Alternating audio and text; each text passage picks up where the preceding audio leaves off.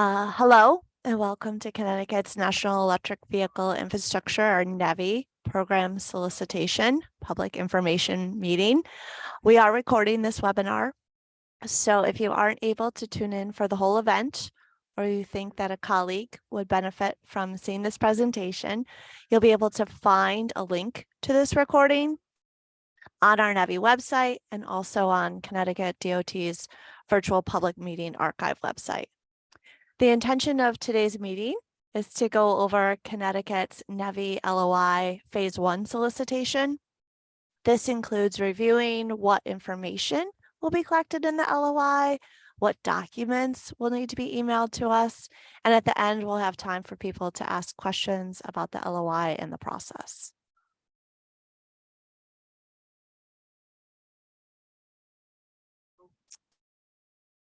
Okay.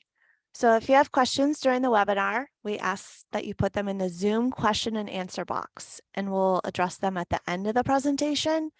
If you find you don't have time to ask your question, or you think of a question later, you can reach out to us anytime via email. Our email address is on this slide, or you can leave a voicemail on the project manager's phone. In addition, DOT will also be providing office hours in October for folks to come in and ask questions about the LOI. This is all virtual, but we'll be providing data for those dates at the end of the webinar. As in the past, we will be putting all the NEVI updates on our Connecticut NEVI webpage, which the link is included on this page.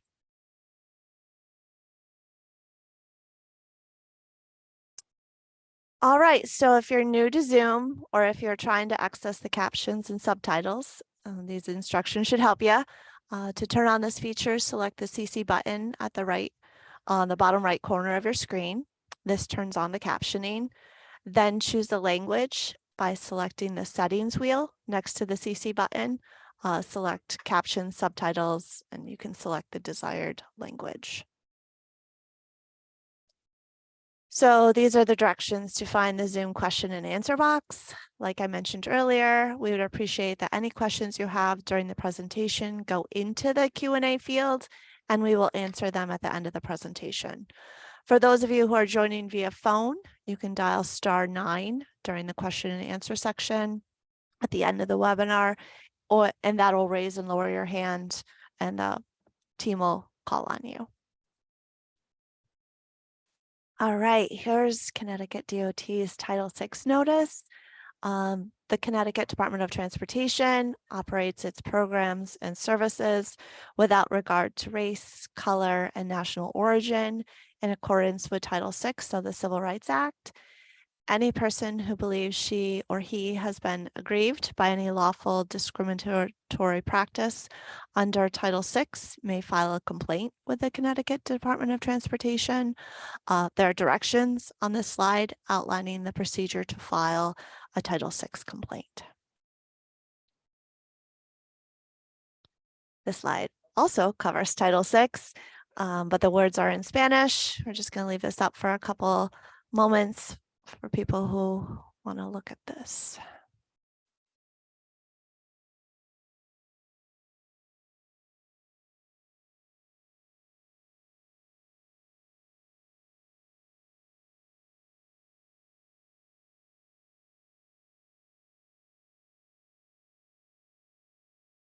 Okay.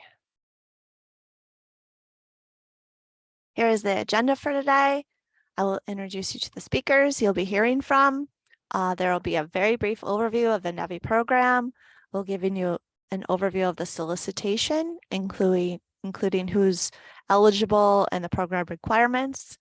Then the application process will be discussed, including how you can find the form, what type of information we're looking for, the attachments that we would like to see included in the LOI process. And at the end, there will be time for you to ask questions and provide answers. And finally, we'll share with you what's next and how you can stay informed. All right, so here's the team that you'll be hearing from today. Myself, Jen Riley, I serve as a transportation planner too at the Connecticut DOT, and I also serve as Connecticut's Nevi program manager. Joining me today is Jackie Murdoch, who is a planning discipline leader at CDM Smith, and also Chelsea Zakis, who is an environmental planner at Fuss and O'Neill. We'll hear from them in just a moment. So for many of you, this is not your first Connecticut DOT Nevi webinar or rodeo.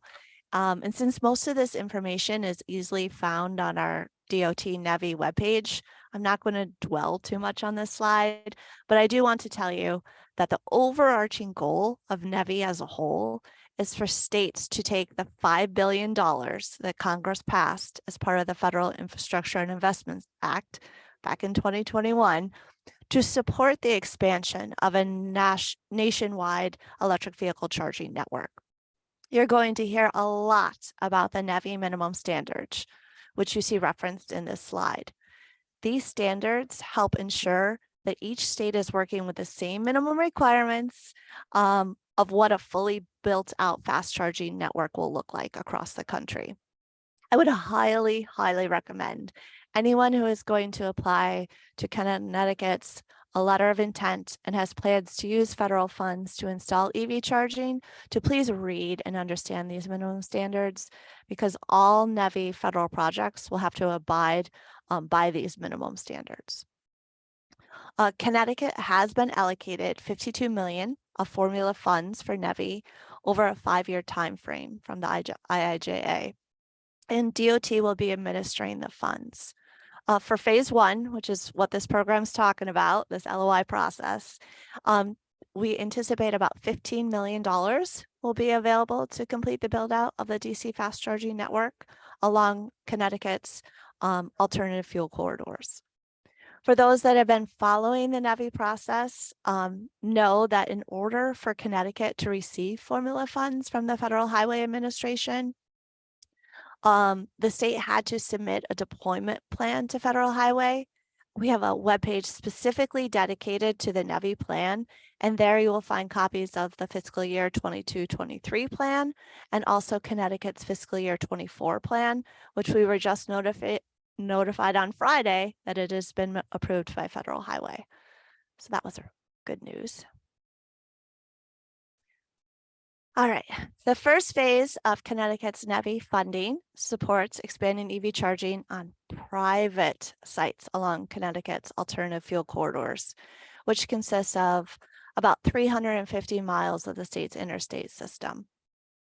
The map on the right shows the existing Nevi qualifying stations as green triangles and the proposed DC fast charger locations as purple stars. In addition, the table on the left shows the 12 priority zones that DOT has identified for phase 1 of the Nevi program. Each location is broken out by corridor segment, and by location, you will see this chart referenced in the LOI form. In order for a corridor to be fully built out, a site needs to meet the minimum Nevi standard of have at least 4 150 kW ports, a minimum of at least 600 kilowatts per site of available power for chargers, and be located 1 drivable mile from the end of an exit ramp off an alternative fuel corridor. I want to note here that for the Plainfield zones along I-395, there are 2 locations listed as priority areas, but DOT will be allowing the application process to determine which location gets awarded. So even though there are 12 locations listed, we will only be funding 11 locations for the phase 1 of the program. In addition, I want to point out that we have a sentence within the LOI that seems to be causing some confusion for folks. Phase 1 funds will be prioritized for proposals within the 12 zones. DOT may consider exceptions for unique proposals near these identified zones, but within a drivable mile of an interstate off-ramp. What this means is maybe you found what you considered a perfect Nevi site location, but it's not on one of the exits identified, but it's maybe 1 exit up or down from X priority area, but still within a mile of the alternative fuel corridors. Connecticut DOT may consider that site during phase 1 site evaluations, but there needs to be supporting evidence to back up the justification of that location. Also, just so you know, DOT will not be able to make any exceptions for sites that are further than 1 mile drivable distance from the interstate due to the rules set forth within the federal minimum standards. And I want everyone to know that the scoring criteria for site selection will be made available as part of the second phase of the solicitation process, which is a request for proposals, or RFP, which we plan to release in early 2024. All right, so before we get into the weeds on the LOI and what the purpose is of the LOI, we want everyone to understand that the requirements that are listed here are what you will be committing to if you choose to apply for funding for EV charging infrastructure under the Nevi program. Respondents will be required to complete a 2-step competitive solicitation process, which Jackie's going to go over in a moment. And this first step being inputting your site-specific information into the LOI form and submitting the form to Connecticut DOT. It will be required that all requirements outlined in the final Nevi rule 23 CFR 680 will be upheld. This is the reference to those Nevi minimum standards that you'll have heard me talking about and you'll continue hearing about throughout this presentation. In addition, all applicants must accept the grant terms and conditions without negotiation. As for funding, the Connecticut Nevi program will be administered as a federal aid highway program, which caps federal participation at 80% of total eligible costs. The respondent must demonstrate a financial plan to meet the remaining 20% matching fund requirements. Now I'm going to turn it over to Jackie, who will go through the LOI process. Great. Thanks, Jen. Good afternoon, everyone. I'm Jackie Murdoch. I'm serving as one of the planning leads on the consultant team supporting Connecticut DOT on delivering the Nevi program. Today, I'll be walking through the LOI process. The LOI is meant to really serve as a self-assessment for potential applicants that is ensuring compliance with federal regulations and Connecticut's Nevi implementation plan that Jen was just referring to. This approach allows applicants to gauge their project readiness at a high level through this LOI process and also provides Connecticut DOT an opportunity to gain some valuable feedback from the industry. As you see here on the screen, the application process is structured in 2 stages. This initial letter of intent that's currently released is going to be followed up later with a request for proposals, an RFP. Both steps are required, and this webinar is centered around the LOI stage, which is now open.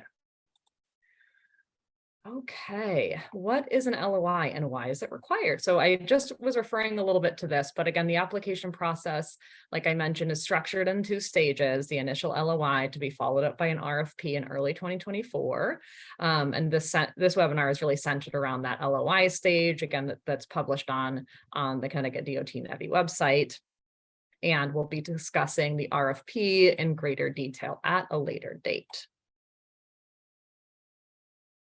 All right, so let's get into the details. So the LOI submissions, Connecticut DOT is accepting LOIs between September 28th, last week, and November 9th of this year. The LOIs are going to be accepted on the Microsoft Forms platform with hyperlinks and other technical resources to be provided on Connecticut's Nevi website. You will notice on the website that there are application instructions. So as you're filling out that Microsoft form, make sure that you are also clicking on the application instructions as well, that provides a little bit of context and instructions to fill out the Microsoft form.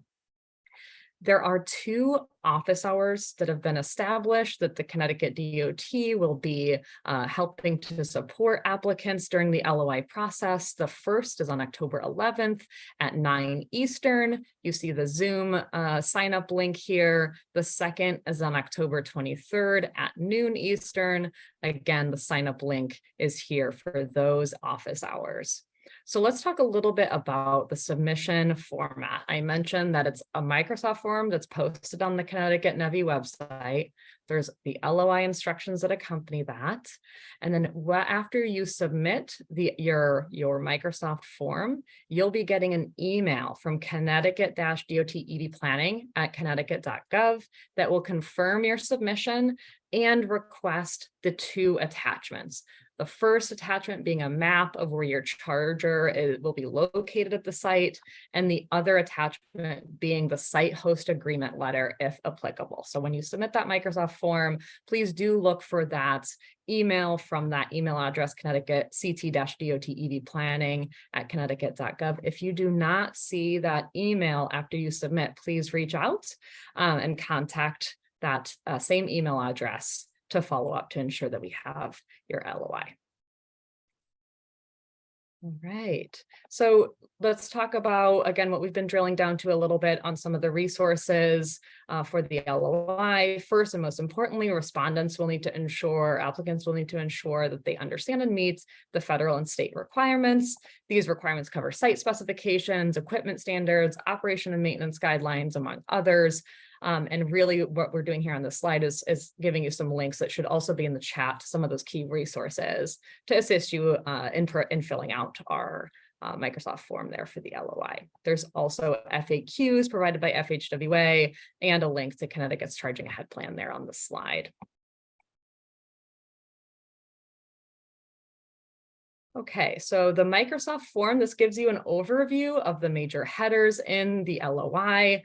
And we're going to talk a little bit about the types of information to be requested in the LOI and the subsequent slides here. These topics include general information about the applicant, the eligibility of both the applicant and the potential site location per federal regulations and the Connecticut Nevi plan. And they also will include information regarding, again, site readiness of the site, proposed project funding, technical specifications of the EDSC equipment, and information on the future operations and maintenance of the site. I'm going to turn it over to Chelsea now to dive in on some of those details. Thank you, Jackie, and thanks, Jen. Make sure my video is on. That.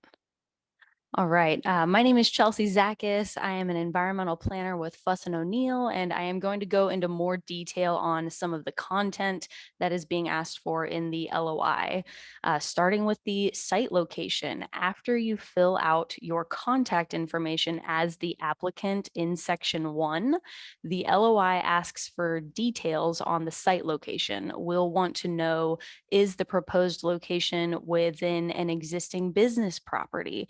For example, does it share the site with an existing retailer or gas station?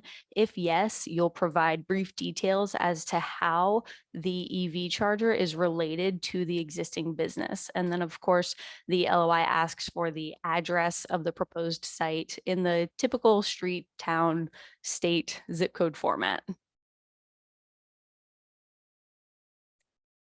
Site location continued, the LOI asks the applicant to provide the coordinates for where the EV chargers are proposed to be located on the site.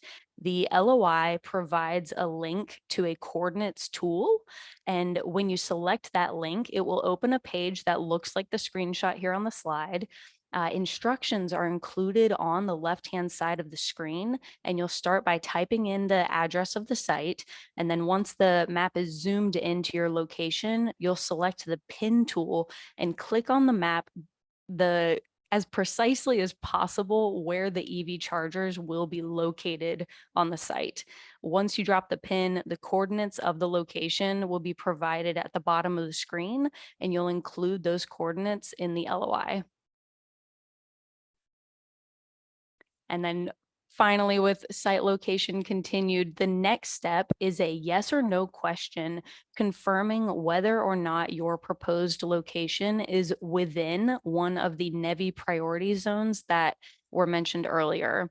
a link is provided in the LOI form, and it will bring you to the mapping tool that's shown here on the screen. It is intended to help you identify your project location relative to the priority zones. To use the tool, you'll enter a street address or latitude, longitude coordinates at the top, and then the tool will navigate to that location on the map. You can use the draw tool in the upper right-hand corner to draw the approximate boundaries of your proposed site. But most importantly, the print tool at the bottom right will allow you to create a map of your screen view in a variety of file formats, PDF, JPEG. And when you submit your LOI form, as Jackie was just mentioning, you'll receive a confirmation email that you will then reply to with the attached map discussed here.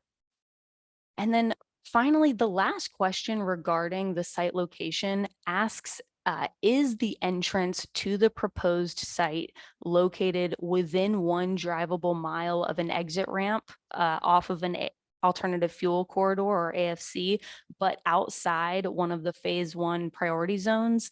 If yes, provide a brief justification as to why that site should still be considered.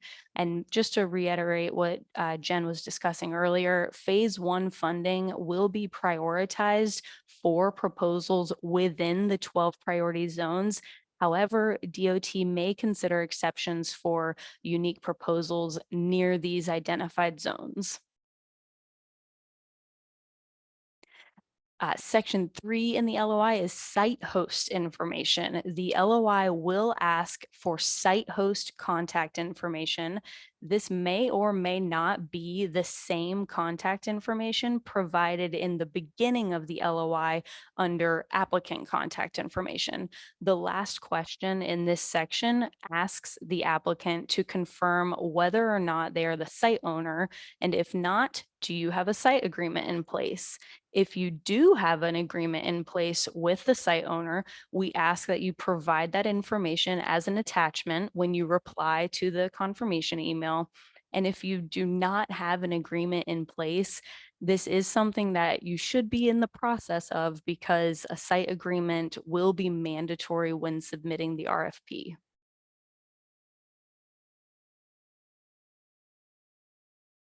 For site and project details, section 4, the LOI asks for details on the proposed project. The LOI asks for the number of proposed ports per FHWA requirements. This cannot be less than 4 per location. The LOI asks for the power provided. This number must be greater than or equal to 600 because FHWA requires each port be a minimum of 150 kW or greater. With a minimum of 4 ports, this total number will be 600 kW or greater, depending on the number of proposed ports and power provided. Next is the estimated cost. This is the estimated cost to provide a fully functional EV charging location at the proposed power level with the proposed number of ports. This does not include the operating and maintenance projected costs. Next is the requested grant amount. This is the amount of grant funds requested to provide a fully functional EV charging location at the proposed power level with the proposed number of ports. This amount cannot be more than 80% of the estimated cost of the total project determined in the previous step, because a 20% match is required. And then finally, please include the estimated 5-year operations and maintenance cost. For eligibility, the LOI application will ask you to identify which of these 3 general categories the applicant fits into. As Jen mentioned earlier, eligible entities, as indicated in the Nevi final rulemaking, include but are not limited to businesses, examples being corporations, partnerships, sole proprietorships, and limited liability companies, government-owned entities such as municipalities, state agencies, universities, and community colleges, and tribal governments that are also eligible to apply. Section 6 is about site readiness. The LOI asks whether or not the applicant can meet the minimum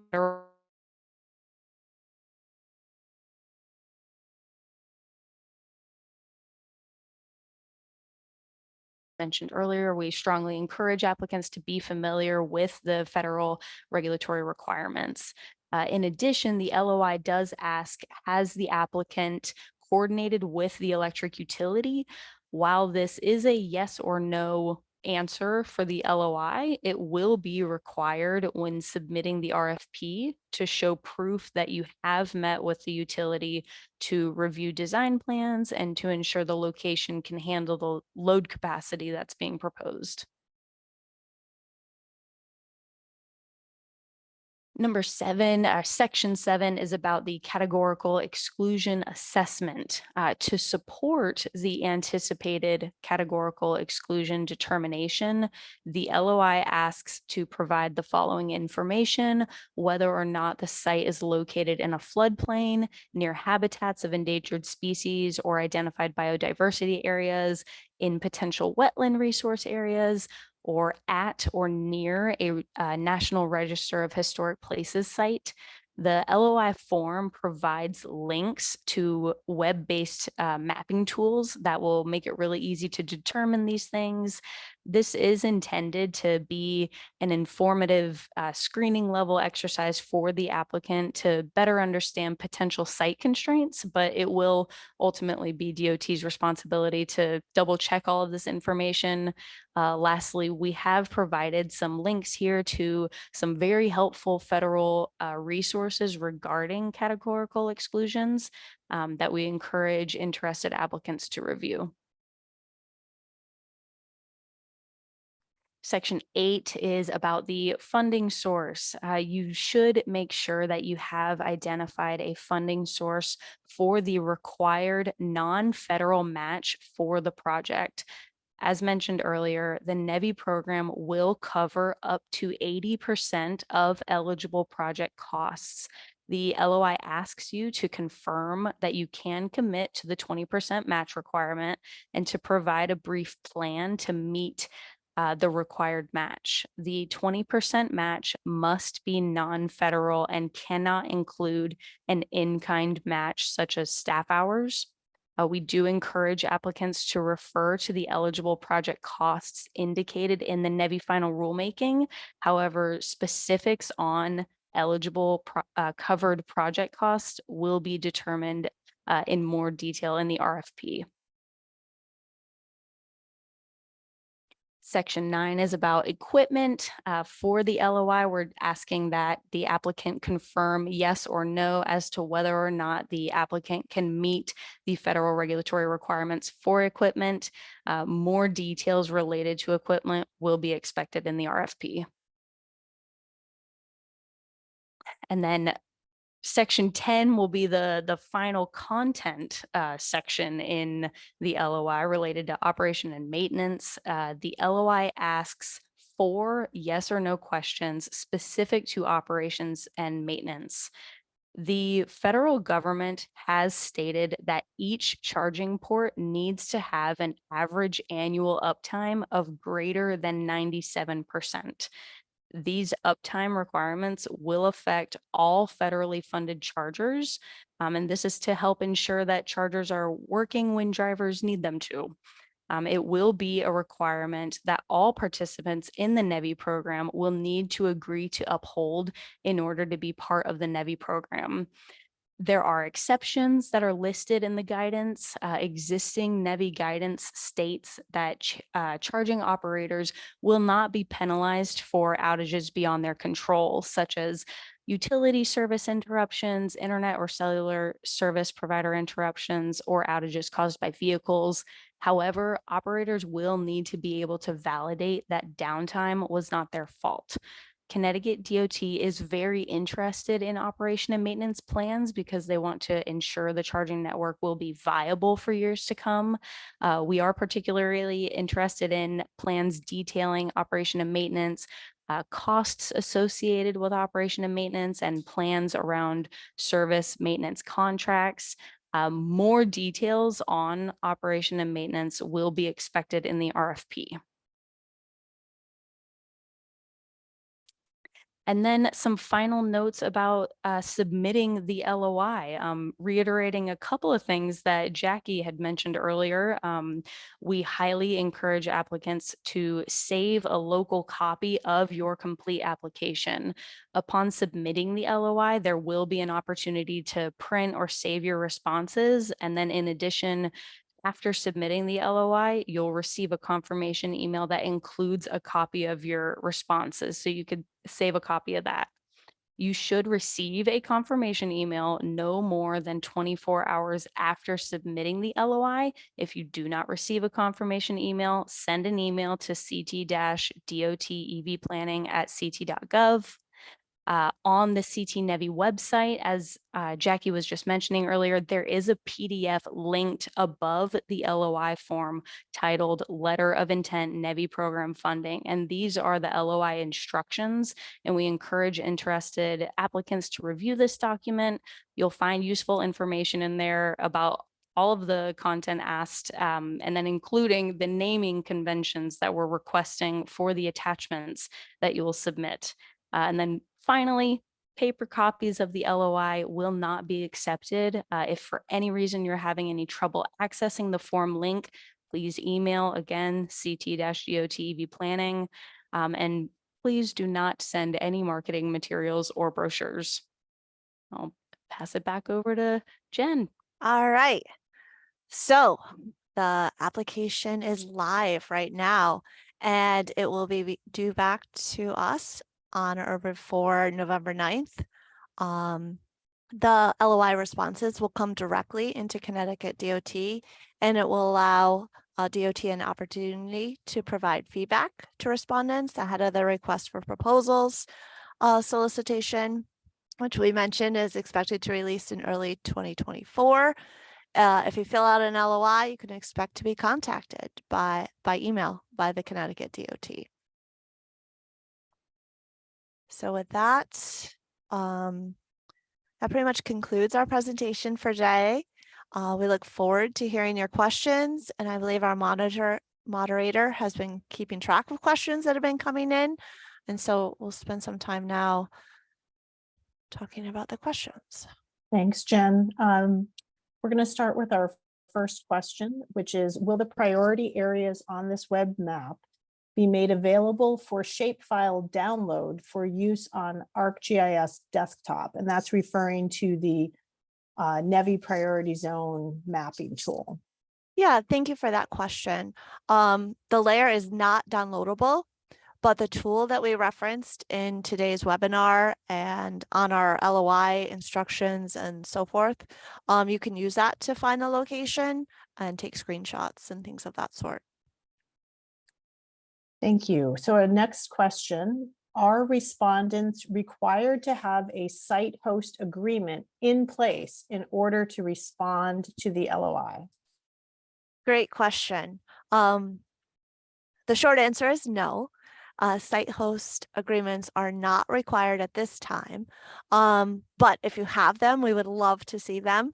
And we want to let people know if you don't have it, you really should be working on it, because they are going to be required in the RFP. And we don't want anyone's application being held up because they don't have one in place.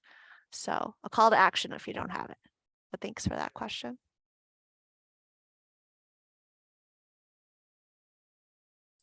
All right, our next question, how detailed do we need to be in the LOI? For example, can we give a rough estimate on federal, non-federal match?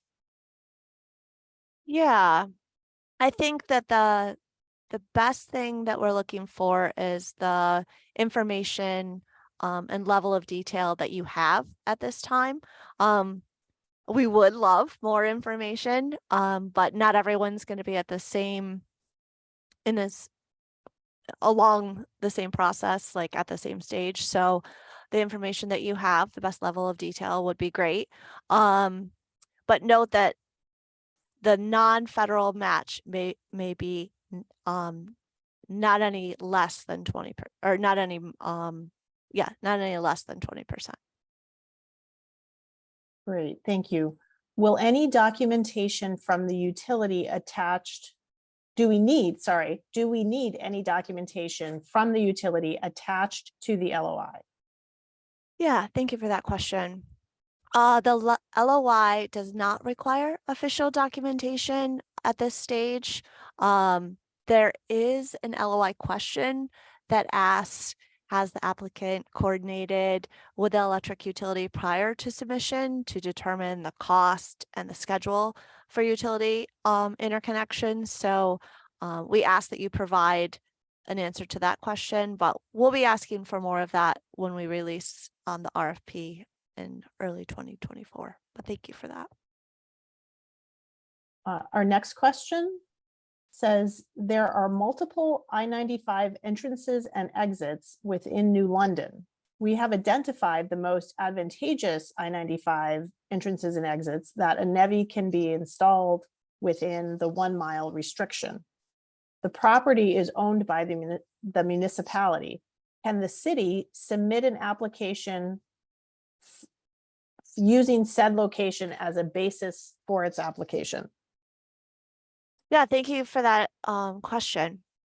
I think we're gonna have to look at these as a case-by-case basis, but we definitely would need to see a letter of commitment from the city to use the right-of-way. But I mean, that would be clearly identified within the RFP process. So yeah, we welcome all applicants that are eligible to apply. Thanks for that. Okay, next question. Could Connecticut DOT please clarify the definition of owner? If the site host and charging station operator are the same entity, is there still a requirement to provide the details of the lease and/or confirmation from the REIT? And I'm sorry if I don't know that acronym. This requirement makes sense for proposals where the site host and applicant are different entities, but not when the site host and applicant are the same. Okay. So a clarification on site host agreements. When in doubt, maybe just send us your site host agreement. But like I said, it's not mandatory for the LOI to have your site host agreement in place right now. But that will be required for the RFP. So that's maybe on a case-by-case basis. You could definitely reach out and talk to us about that. We'd be happy to help sort that out. Okay, thanks. And a few more questions related to site hosts. It says, can you confirm is, but I think it's supposed to be, can you confirm if a signed site host letter of intent or if a formal site host memorandum of understanding executed site agreement, I believe is required. So I believe what this is asking is, does something have to be signed at this point? We would like a signed letter, but it is not required at this point. If you have it, we please ask you to attach it to the email that you'll be getting, but it is like something that will be required later on. Okay, thank you. Next question. Will equipment specifications be uploaded to support the equipment eligibility? Yeah, so the federal Nevi minimum standards give specific guidance on equipment specifications requirements. I would reference those. We're not asking for any additional information or attachments at this time about equipment specifications, but going back to that guidance and ensuring your equipment meets all the minimum standards will be helpful as you move forward in the grant and solicitation process. Thank you for that question.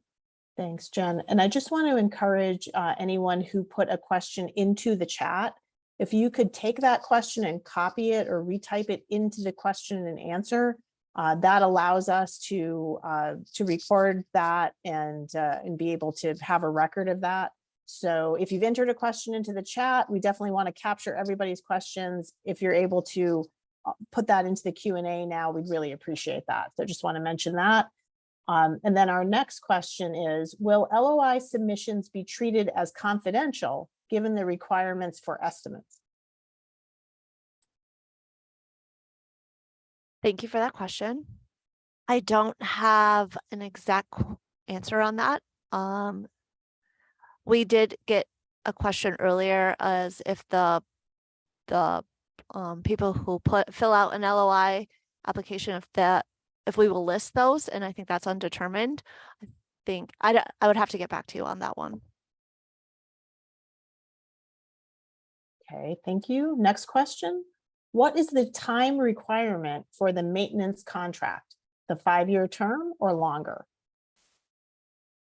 Let's see. The Nevi program allows for a 5-year timeline at minimum operation and maintenance.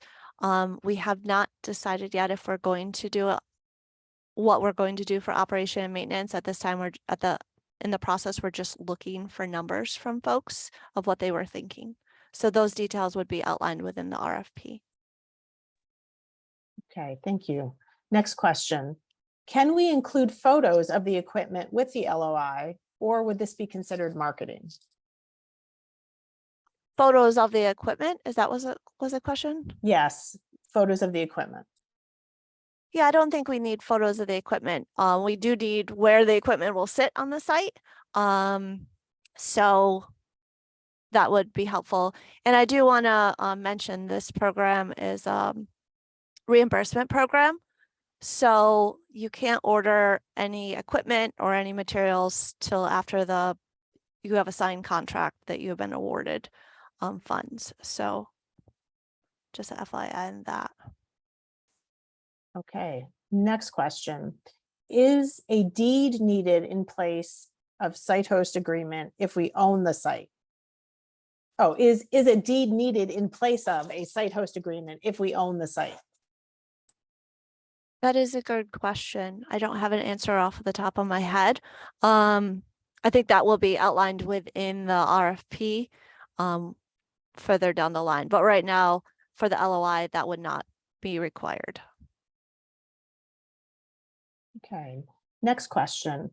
Are there any binding commitments being made in the LOI? For example, if we make changes to federal match or project partners between LOI and RFP, will it need to go through a change process or procedure? So the LOI is per site. So if you change the site, that could be problematic because each site will need its own application. Outside of that, I think that we would have to evaluate. I don't know if I have a question. I have an answer on the top of my head for that one. We would have to get back to them on that. Okay, next question. How will Connecticut ensure that products are in fact Buy American compliant during this process? We have seen several products being awarded Nevi grants over the last month whose compliance is questionable. Yeah, thanks for that question. We already have at Connecticut DOT a process set up for ensuring Buy American. So we will be following that process and it's working with our division office to ensure that that process will carry over for our Nevi program. But folks will have to sign a piece of paper and they could be in jeopardy of losing their award if they were awarded something. So, but thank you for that concern, but that's something definitely that will be outlined within our RFP. Our next question is, can you confirm if a non-binding site host letter of intent or a binding site host MOU is required? Binding. Oh, this feels like legal territory where I could get in trouble. If you have a site letter agreement, please provide it. If later we need additional information, we will ask for it. Like I mentioned, it's not required for this LOI part of the application, but it's going to be required, and we'll explain it in much more detail in the RFP. Okay, our next question. Would it be possible to make the priority areas downloadable as a shapefile? My organization has enough potential sites that inputting each address manually on the tool doesn't make sense. I'd like to be able to use a search by location to narrow down our possibilities. Well, I'm super excited you have that many stations that you can't manually input them. That's like very exciting as like a program lead to hear that. On the flip side, currently right now, we don't have it as an option to download it. I don't know if we could find a work around that, but maybe that's something we could discuss further on. But thank you for that suggestion, and we'll look into that. But right now, unfortunately, that's not an option for us. Thanks.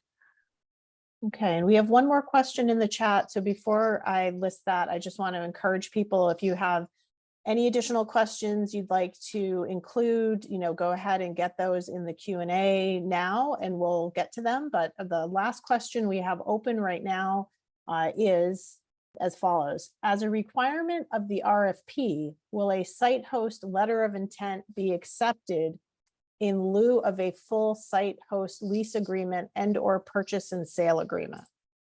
This is a hot topic. Thank you for this question. I'm going to reiterate, send us what you have, and we'll let you know. This is the whole point of this process. The LOI is to be able to see what information you have, and DOT to be able to say, okay, this isn't exactly what we were looking for, or this could be problematic for your application, and give you that feedback.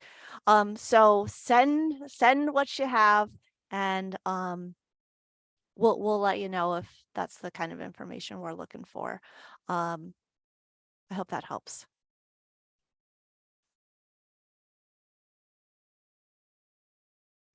And that is everything we have in the question and answer right now. We can leave it open. Okay. And I just want to say thank you to folks who had put questions in the chat, who then went ahead and put them in the Q&A. We really do appreciate that. That keeps it, makes it much easier for us to keep track of all the questions, so that we can share those and understand, what are the things that people are most concerned about. So we can wait a few more moments, Jen, if you'd like. Yeah, well, and I see do if- have a follow-up. And you have, okay, great. On one of the questions, I think the question was, will the LOI submission be treated as confidential given the requirements for estimates? I was kind of wavering on that. But I've heard that the confidentiality, the information that's submitted during the LOI and the RFP process is considered commercially confidential, but that further down the line, when the RFP is issued and if an award is given, then all information must be made public at that time. So I just want to follow back on that because I didn't have a solid answer when that question came in. Great, thank you for that follow-up. I still don't see any additional questions at this point. Okay, I believe we have one more slide with some we have next one more steps. slide. Okay, let's share that.